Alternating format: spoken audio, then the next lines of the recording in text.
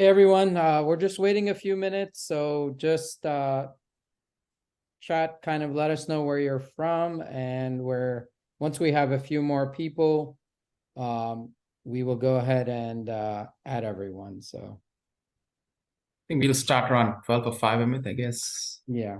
Yeah, give a few minutes. So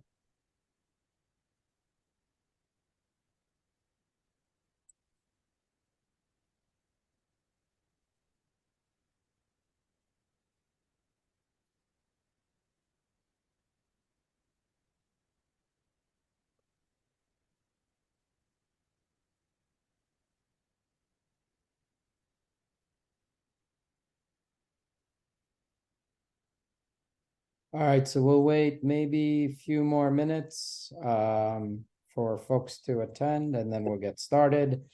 Also, this will be recorded. We'll be sending out a recording for everyone as well. And then I'll mention later, if anybody needs any one-on-one sessions, they are complimentary. We'll have those sessions as well. I'll give you an email. Sunkit is the person on our side that handles a lot of this. So you guys can email Sunkit, then he will set that up for you as well. So let's just give it a couple more minutes and we'll get started.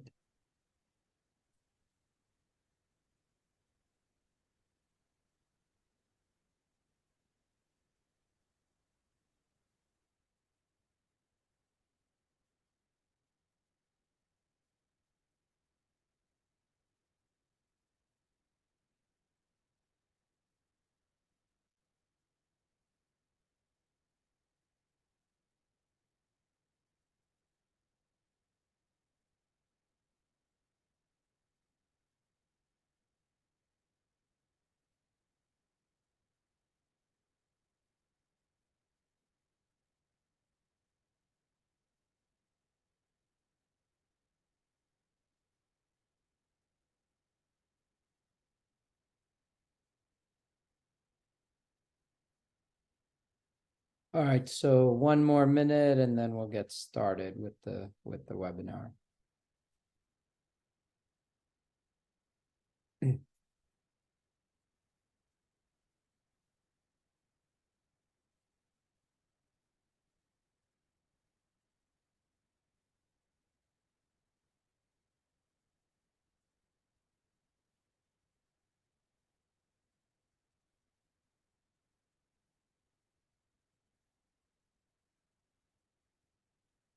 All right, so we do have a second webinar for wind, so I'm not sure. There were about 60 people signed up for this one as well. I'm not seeing as many, so I don't know if there's confusion, but I will go ahead and get started, and anybody else that, joins late, they'll be able to look at the webinar. We will keep this short so that folks, because a lot of this will be repeat of what was done earlier, but we're going to go into more detail and talk a bit more about solar. So I'm Amit Patel, and I also have Rashid Khan on the call. We're both managing partners at Integ. We are a software solutions company. We're in the US, Canada, and Europe. This will not be a sales call, though, so we're not going to get into really details around Integ. It's going to be more educational to talk about what you need to do for compliance with solar. Any other questions you'll be able to send, I'll show you an email as well. We have some of the largest companies in the country, majority of the ISOs, RTOs. We have multiple solutions. The one we're going to be talking about is around GADS. And again, we're not going to talk about the solution as much as tell you what you need for compliance. I brought this slide up earlier, and really 80% of the surveyed folks will require automation. We're actually finding this is higher. And we did a survey again, and still about less than 30% of folks are saying they're going to be ready by January 1st, which is when they need to be. So, we want to push everybody to do whatever's needed, whether you're going to do manually or you're going to do automation to get ready. If there's any questions, I'll show you an email where you can set up a session, and there's complimentary assistance for about an hour on whatever questions you guys may have. really within the Power GADS, it's going to be, we have one simple dashboard, and I'll show you that a little bit later. And what we do is we really think that automation is going to be required. So we grab all your data from Pyre SCADA, we clean it, join it, we create inverter level events. For wind, we're going to create turbine level events, but here we're talking about inverters. And then we synthesize them into what's needed for GADS, and I'll go into that in a little bit. So this is kind of the background of what happens with the automation, and we'll go into that a little bit later.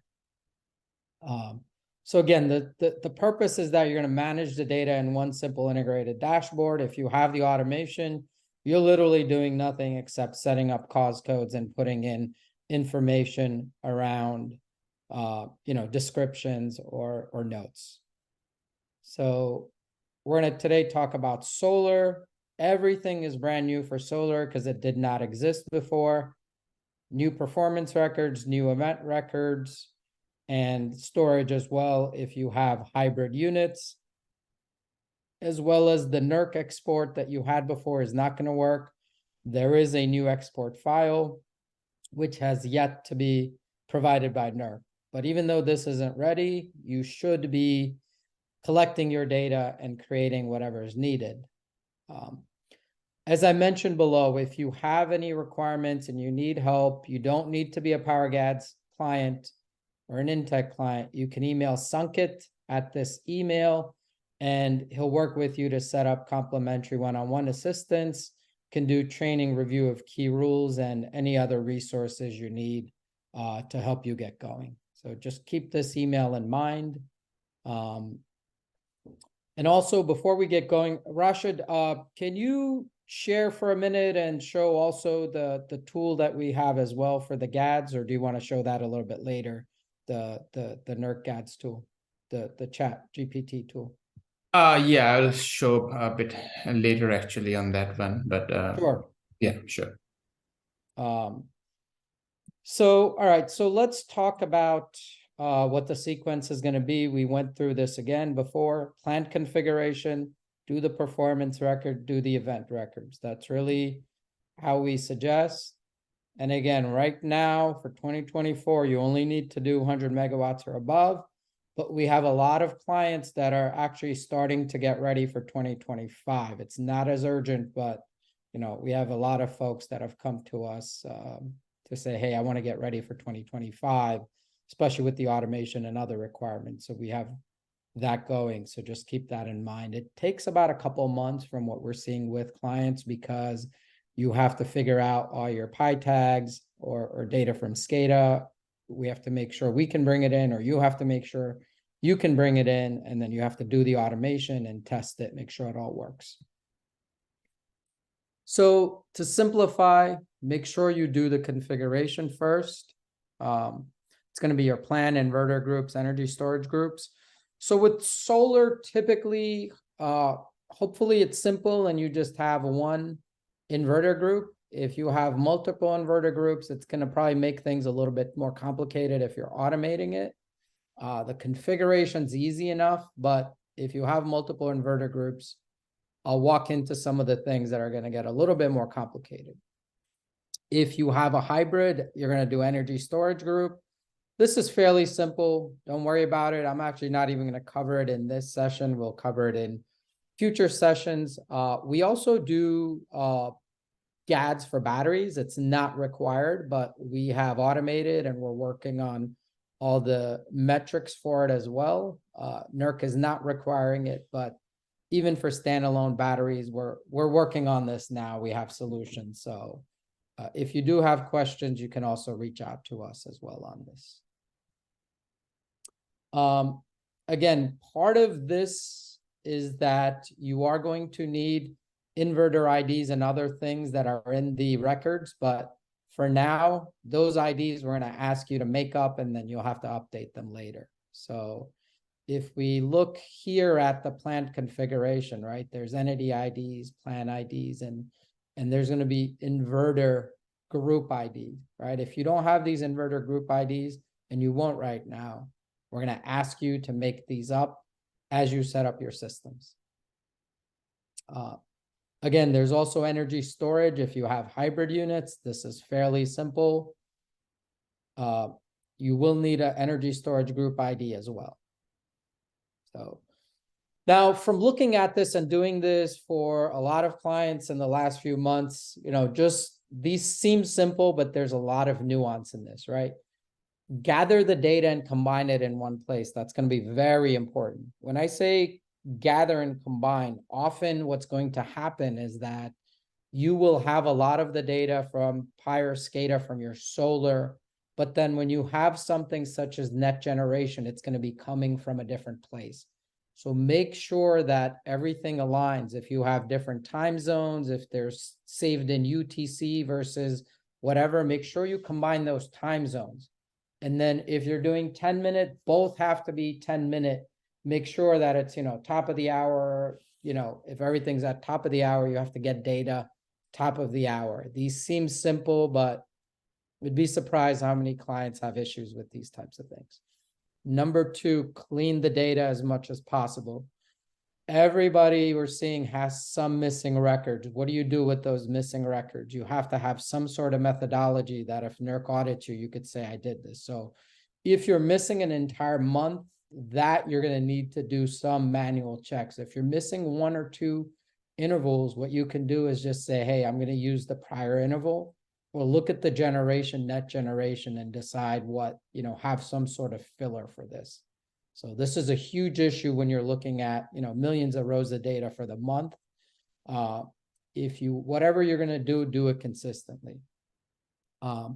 Second, with solar, we have a lot of people that say, hey, I don't have 5-minute data.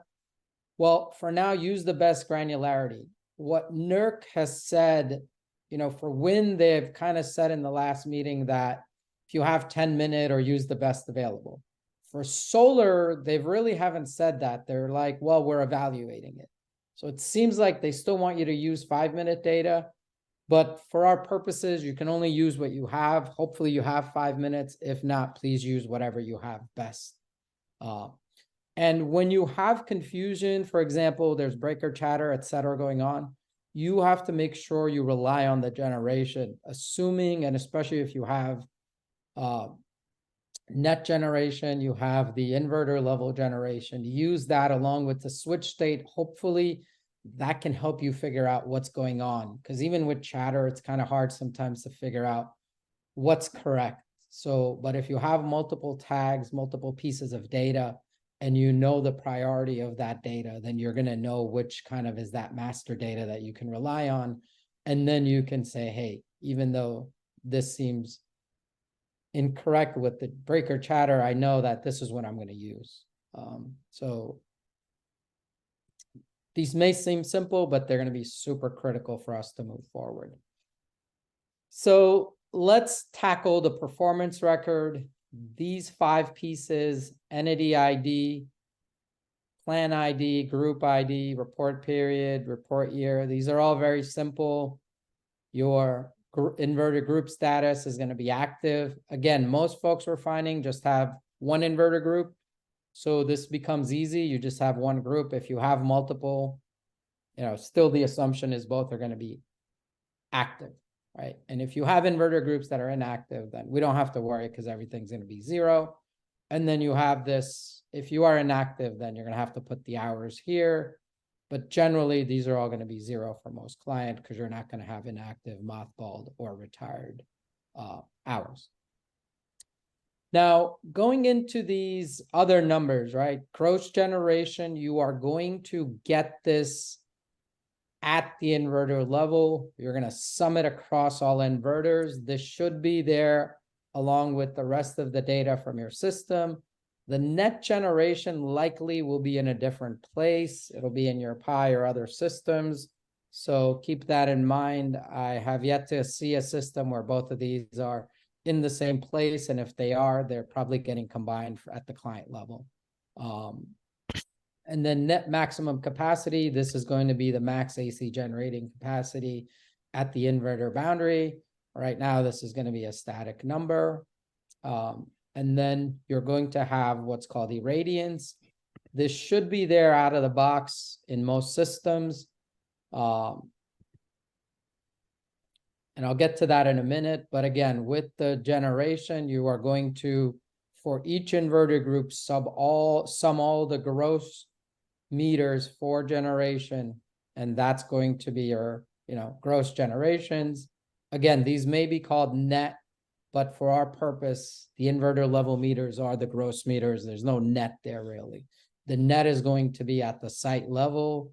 And like I said, this will be recorded probably separately. So just keep that in mind. All right.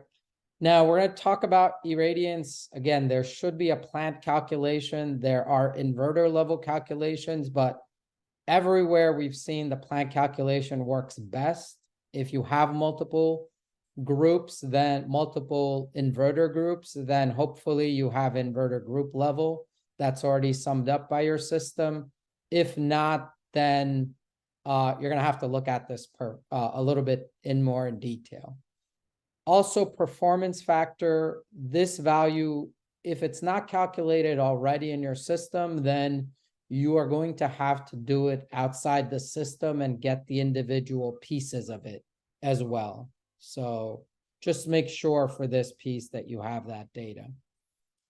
So again, the irradiance or plane of array, just be careful, watch out for the units of measure.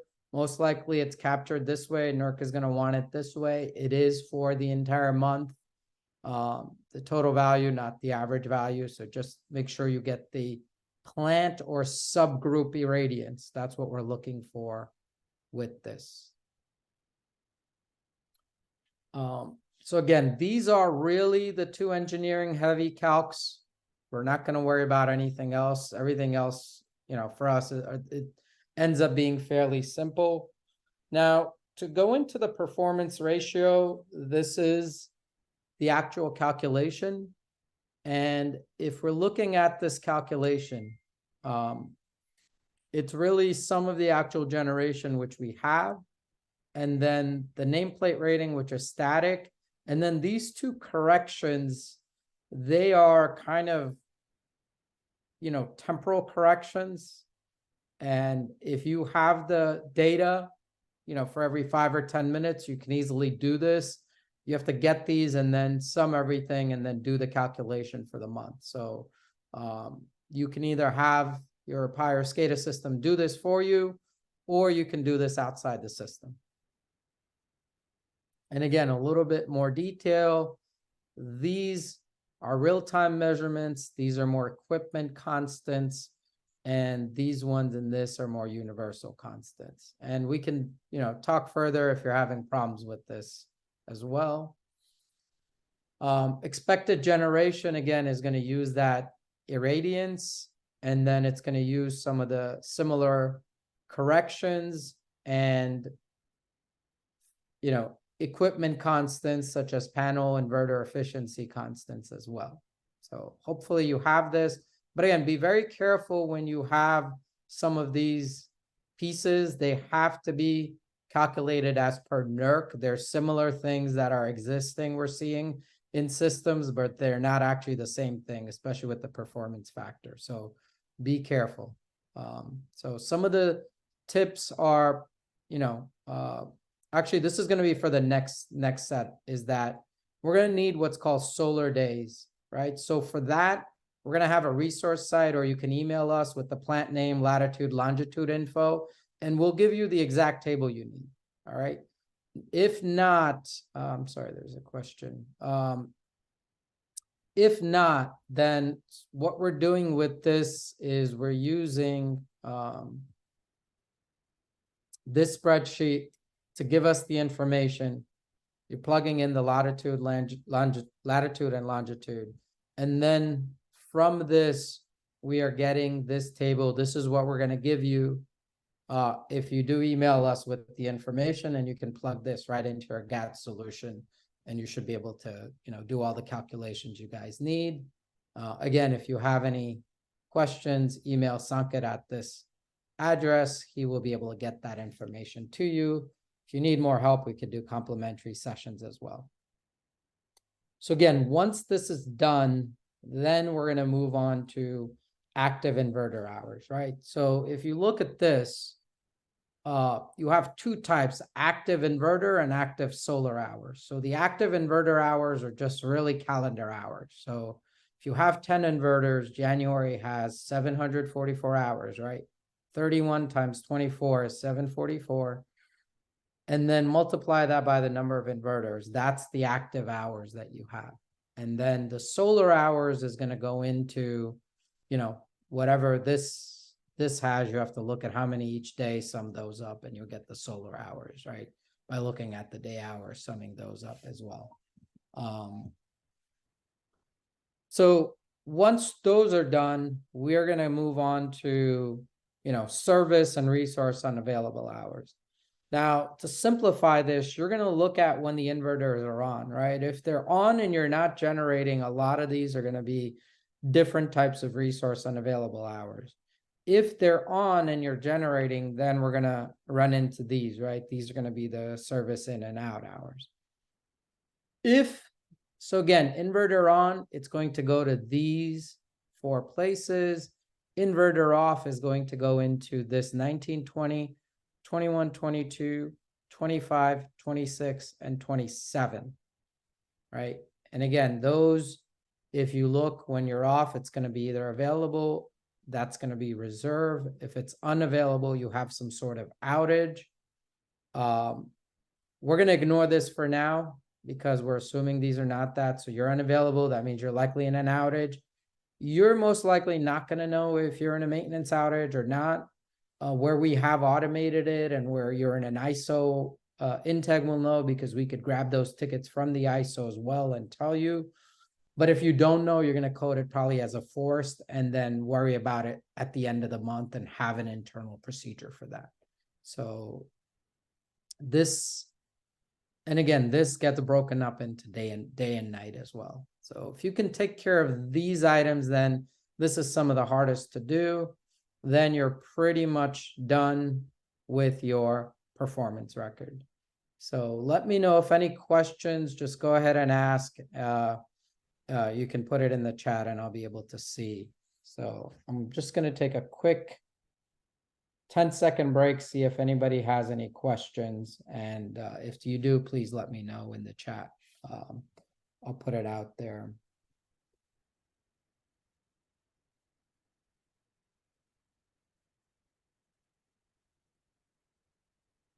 All right, so you can ask these as you go, I'll be able to see it, but if not, let's move on to the event card. So for the event card, remember that event starts when force only loss is greater than 20 megawatts, right? Greater than equal to. We are suggesting, and with all clients, we are keeping individual events for internal performance, because if you look at this, right, let's look at this system. You could have individual inverter events, but not all of these will make it to NERC events, right? So what you need to do is, the whole purpose of this isn't just compliance, right? It's going to be critical later for performance because we're doing a lot of reporting. So make sure you keep that individual information. It's really valuable. And even for us, we're doing a ton of reporting that looks at internal events as well as NERC events. And these internal are actually more useful for a ton of clients. Or for us, I should say they're the most useful. I feel like some of these 20 megawatt and other, they're more arbitrary for NERC to get started. So again, I can't stress enough, you should have everything at the inverter level, all the outages, and then roll up to this if you truly want to do a proper GADS program for solar. Then the event end is going to be when, you know, a specific percentage of the max loss force capacity is back. That's 95%, and it's less than 20 megawatts of loss force capacity. So one of the key things, right, is that when you're doing this, NERC allows events per cause code, or you can have multiple cause codes. We are suggesting that you use multiple cause codes. because when you're doing these inverter level outages, right, you're not really often, especially if you're automating, you're not going to know what these cost codes are, right? I can go in here, but if you're automating it, I may just know at a system level, I may not know exactly that it's this one, right? So if you're doing by individual versus aggregating it, it's a lot easier to give the primary cost code and do it later and then go back to individual. And it's also a lot less events if you do this, because you could have hundreds of inverter events, but only a few NERC events if you do it this way. So we're strongly suggesting that you don't do it per unique cost code for the events. We believe that's going to make it easier, at least in this initial go around. You are allowed to do both methods though, and I believe you can switch between them, but you should know exactly what. Okay, so I think there was a question of outage recording at night. So yeah, this has still been ongoing, and I'll send some detailed information on this as well. And we'll address this question in the follow-up email as well. There's a bit more detail than I'll be able to go into with this. So but the thing is, if you're doing it automated, you will be able to do it using the same tips we're talking about, right? So it shouldn't really matter if this needs to be added in. If whatever we're talking about it's just one more thing to add to this. So, but this is a great question, and I'll put that in the follow-up email that goes out to everyone. Thanks for that, Rachel. So, Wing, are you on? I don't know if there's anything else you want to add for this. Can you hear me? Yeah. Okay, yes. So if it's for gathering force outage events, it doesn't really matter it's day or night. So events can occur at any time, and as long as they meet the criteria of 20 megawatt or more, then the events start, regardless of day or night. So event gathering is independent of day or night criteria. In the performance record, you have to sum up all the force outage hours, all the maintenance outage hours, and the planned outage hours. In that area, you have to classify them into day or night. So if a force outage happened after sunset and it was fixed before sunrise, that entire event happens at night, and it will be counted in the force outage hours at the nighttime. For the event reporting, it doesn't matter if it's day or night. Event is event. Yeah, so I think Rachel, as far as the event, you're gonna do it when it's, whenever it occurs, but when you're summing up these hours, right, of where this inverter is off, specifically unit unavailable, and you're looking at these things, you have to know what time of the day they're happening. So that's really going to be important, and that's why that solar time table is important, so you'll be able to go into that. That's right, because depending on the location of your plant, sunrise and sunset happen at different times of the day and different time of the year, and it's shifting constantly. That's why the spreadsheet given out by NOAA define at your location what is day and what is night, and it's different every day. Yeah, so essentially when we're doing it with the automation, we go through, and each period where something's happening, for example, if we do 10 minutes or 5 minutes, then internally we put it into those specific blocks so we know. So it's really easy for us to add this up because we have that information. And again, that's only for the performance. You don't need to worry about it for the event records. So again, what you're going to need to do with the automation, right, is first you have to know what state you're in. When you're in the inverter off state, you can be in 3 places. You can be here, which we're going to ignore, or you can be available, unavailable. Now, if you're available, these go into reserve. If you're unavailable, it's going to go into maintenance or forced. And maintenance can be planned or maintenance. We're just calling it maintenance, but so this is forced, unforced. For our purposes, most folks are putting everything into this bucket, and then you figure out using other systems such as your, ISO internal data, or other codings, whether it's going to be, a maintenance. Planned is a little bit easier because you'll probably have it in some systems because these are done quite a bit ahead of time. So, so this is going to be the trick to detecting it. Again, you're going to have to do this every 5 or 10 minutes.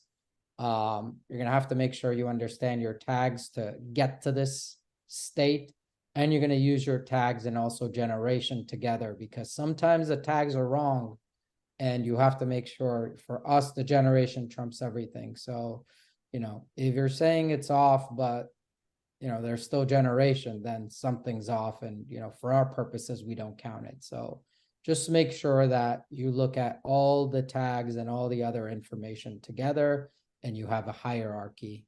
And again, if you need help, you can set up that session through Sanket's email, and we can help you through that, whether you're a client or not. So this is what I'm talking about, an algorithm using multiple tags and fault info to detect what's going on. And then you have to later figure out whether it's forced or planned versus maintenance by checking other systems.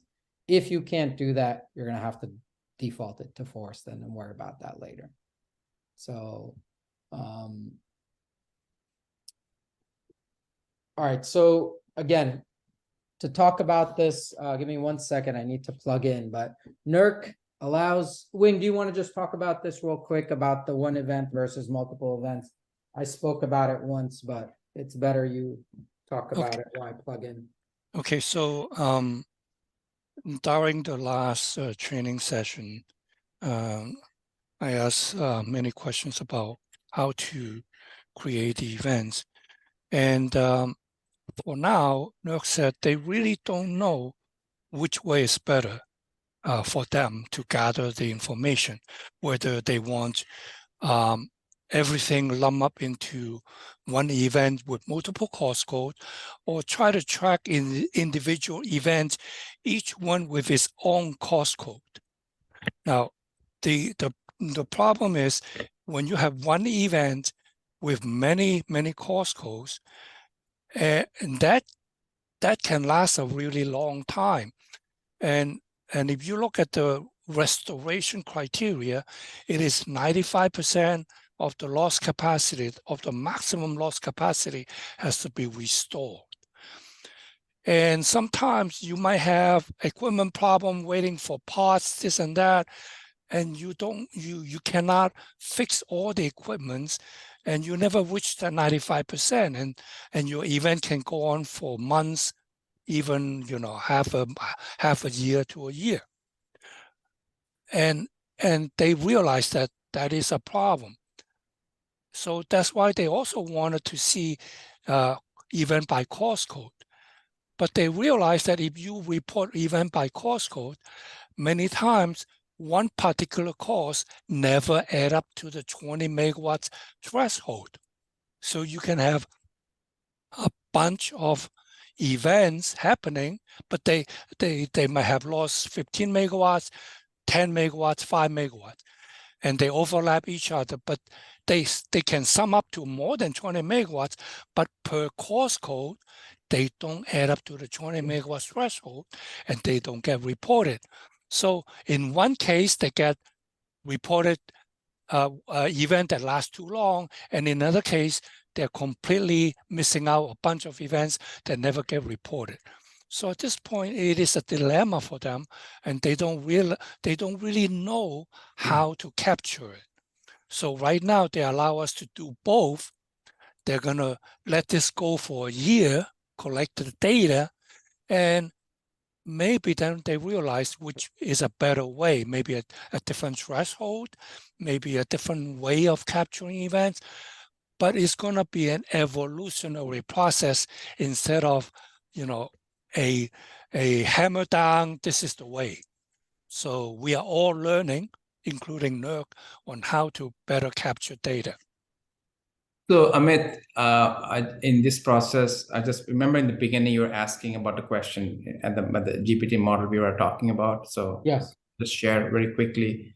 So what we are also doing, let me see this screen share here. Also, what we're host has disabled participant screen sharing. I mean, so for some reason I cannot. Can you enable that or?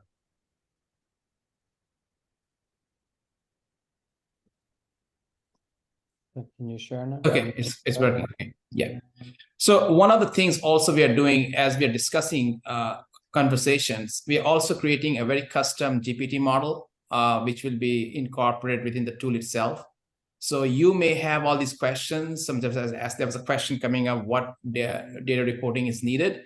It's kind of GPT model. So we are feeding the DRIs and our rules and things like this. So it's going to give you quite specific answers saying what's needed when you're doing some service hours at daytime and force hours. I was asking what are the service hours for solar units, give me the formula. So a lot of these questions and answers along the way, we will be actually incorporating in the GPT model. So you should be able to access it, ask your questions, and hopefully it will give you answers. And some of the questions could be like what you're asking right now.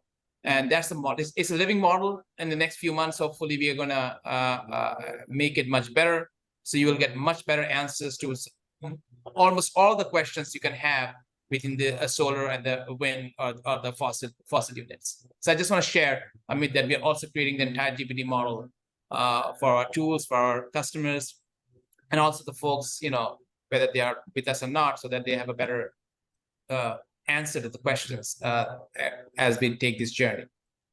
Correct. Yes. So this will be a free resource, and to make sure it's accurate, it will only, the problem with these GPT models is that they can use multiple places, right? So this will ensure only the NERC DRI is the source of it.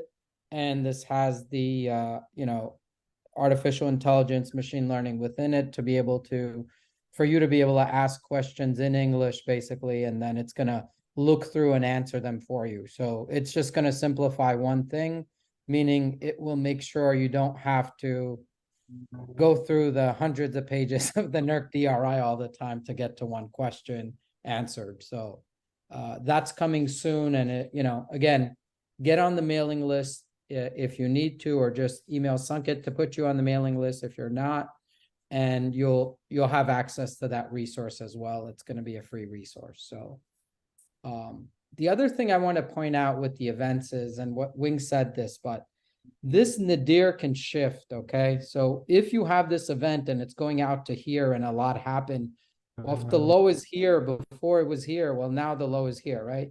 When you started, the low is here, now this is here. So you really kind of only know when it ends, when that low point is. So just keep that in mind. This makes it incredibly complicated to do some of this stuff, especially if you're doing it by hand or manually. Just keep that in mind, depending on what's going on, that this, this low point will shift as events go on. This is very different from the traditional GADS.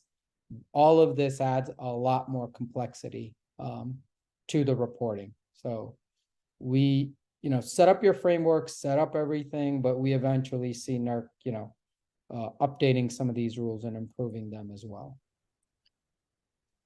So Amit, let me add another sure. Little glitch that I heard from the meeting in the NERC meeting is that events are known to start. Events start when they are known to start, and events end when they are known to end. So, especially the case with wind and solar, when you really don't have somebody sitting there 24/7 like a steam unit. There's operator, there are plant people. They know when something goes wrong, and they will record the event. something can happen in the middle of the night, a windstorm come through and blow off a few panel, and you really don't know exactly when over the night that situation occurred. When did it exactly got damaged, and what is the exact time of the event start? So NERC is very conscientious about that fact, and they say, well, you put in the event start time when you get to learn about it. So when you if somebody come in the morning and find that it was damaged at 7 o'clock, then you put in 7 o'clock. That's when you know about the events. That's when it starts. So that, I think, is another important point in the criteria of, when does an event start, when does an event end? Yeah, that's a really good point, Wing. Thank you. All right, so really the rest of this is kind of walk you through if you're going to construct this, you're going to have individual events, right? And then what you're going to do is synthesize them. But again, you have to keep in mind those 20 megawatt and that 95% rule, right? To do the synthesis. And this can change over time as well. So, and especially if you have other non-forced events, right? You're going to ignore these, start at 20 megawatt loss, back at 95% and losses less than equal to 20 megawatts. And you need to know this low point because that's important to calculate the potential production loss megawatt. And again, they're talking about the finest granularity available. A lot of the documentation said should be 5 minutes or lower. Just keep in mind. So yeah, so Octavia had a question, is 20 megawatts of installed capacity or expected generation? Install capacity. Originally, when they came out with the DRI, they said expected generation. Then they realized that it's really complicated to do. And different plants capture expected generation differently. And therefore, there's no standard on when you will be comparing apple to oranges from region to region, from plant to plant. So they realized there was a problem with that, and they changed the DRI to say it is 20 megawatt loss from the install capacity due to forced outages. Yeah. So Octavio, does that answer your question?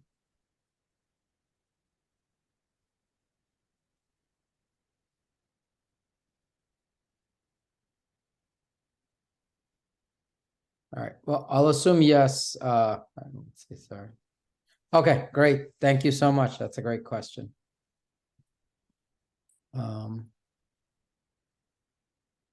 Yep, so again, why we care about the nadir and all of this, right, is that the potential production megawatt loss is going to be the area under this green curve. And I'm saying green here because this is a plan or maintenance event. So just be careful. That's, that's the sum of the potential production megawatt loss. I'm not going to go into the details, but, really you're integrating over this area, and that's how you're going to get that loss.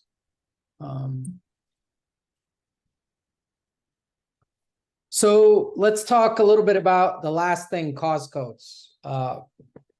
You folks on the call may know better, but most clients at this point, they don't really know what the cause code is. They haven't, we know through all of this that an event happened. We generally now, because we're able to talk to other systems, we know whether it's forced, maintenance, or planned. We generally know that as well. But sorry, there's one question.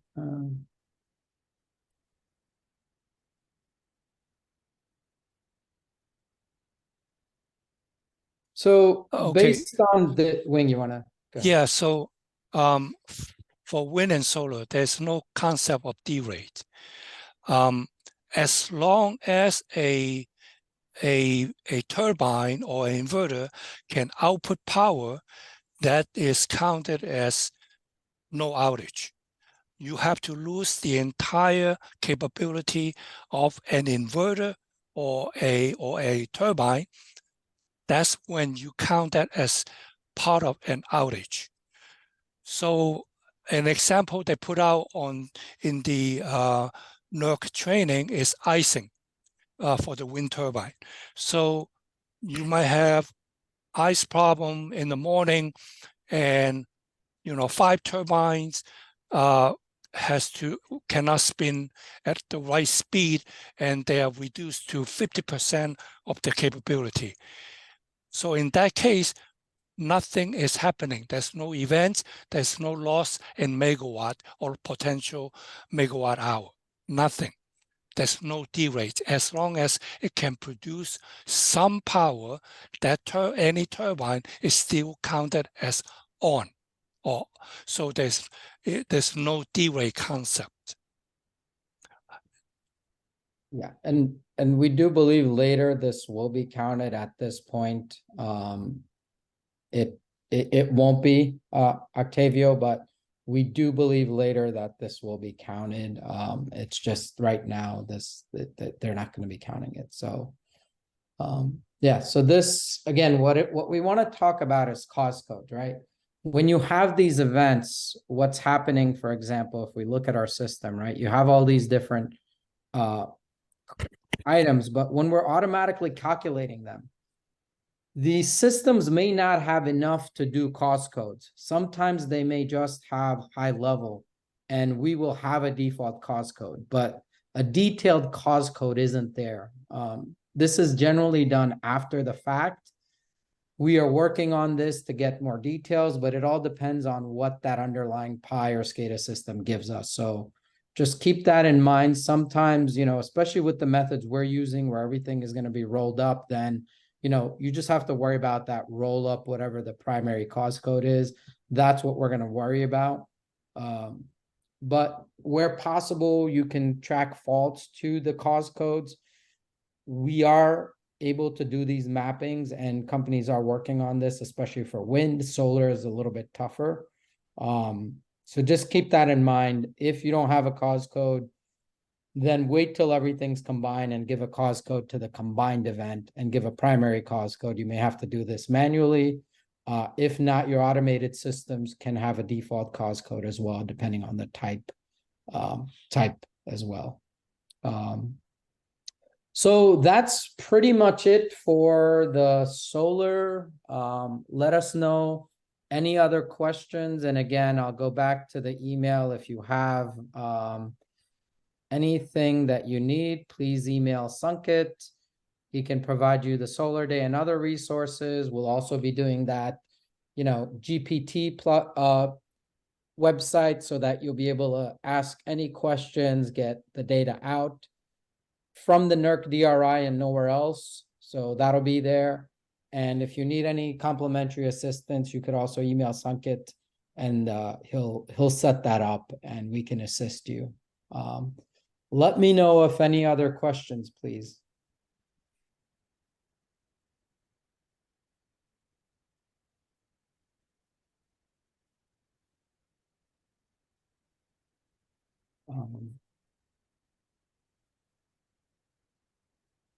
So yeah, all right, great. If no other questions, then we will go ahead and end this in a minute, and we will be sending everybody a recording. So please just look out for that. And if you have any other questions, again, you can go through Sunkit, and he will go ahead and help everybody out and set up a call or whatever is needed to assist you. So thank you, everyone. Have a great day. Take care.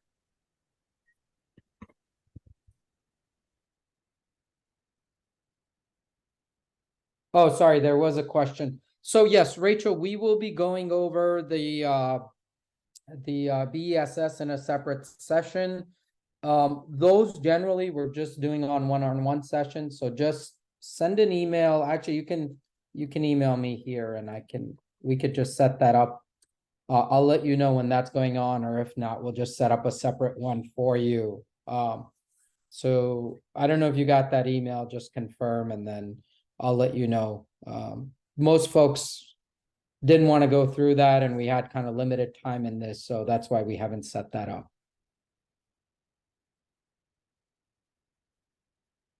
All right, so Rachel, hopefully you got that message, and you can just message me there, and I'll let you know when that session is for that BESS. We don't do it as a webinar because just not enough people are there. So, all right. All right. Well, let me know if any other questions. If not, thank you, everybody. Great questions. Take care. And if you do have wind, we'll be having a wind session in about 10 minutes. So, all right. Thank you.